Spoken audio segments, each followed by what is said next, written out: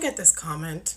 I really do, and bear with me as I try to make sense of it because it's hard to explain, even harder to understand, I think. And I want to start off by saying, with anything in life, you will have sympathizers, and you will have people who support it and do not support part of it or all of it or some of it.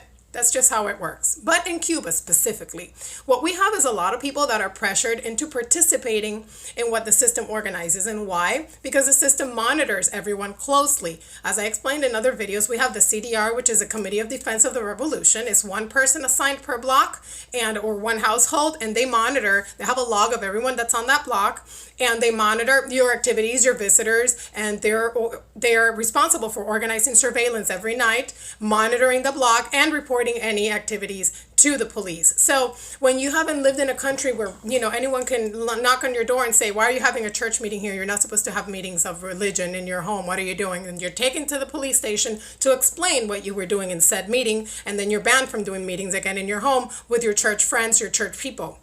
So that's what happens in Cuba. You have little kids from kindergarten. They're with other parents' consent. They're taken into buses, and I know a lot of Cubans can vouch for this because you lived it. We've lived it.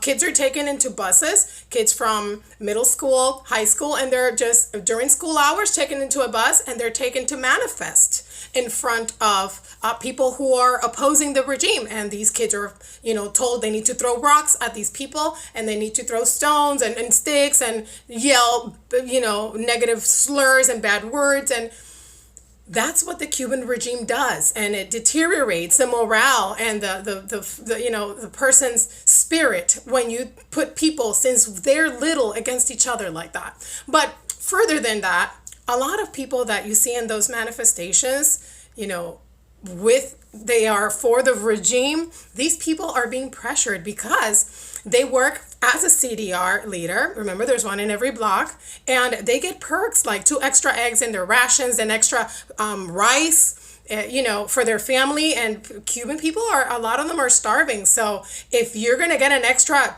ration of chicken, a lot of people will say, hey, I don't care if I have to manifest in favor of the regime. I'm going to get extra food to feed my family, and I won't lose my job. Whatever miserable pay that is, it's still something that they can use to buy those same ration foods. The ration foods are not free. You still have to buy them.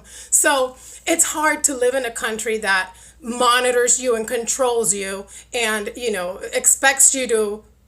That's why it took 62 years for the Cuban people to go out in the street. The Cubans are completely brainwashed. I mean, it's crazy. When Cubans come here, they have to completely adjust because they're not used to freedom.